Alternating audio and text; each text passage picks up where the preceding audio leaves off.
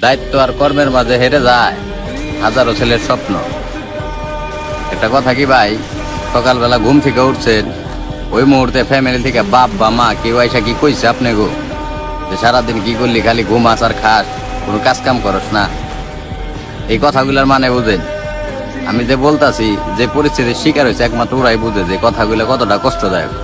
অথচ ফ্যামিলির মানুষগুলো কিন্তু জানে না যে শুধু আমি না, আমার মতো হাজার হাজার ছেলে আছে যারা নাকি আমার চেয়ে মানে নিজে গোছে বেশি স্বপ্ন দেখে গেলাম তার ফ্যামিলির নিয়ে।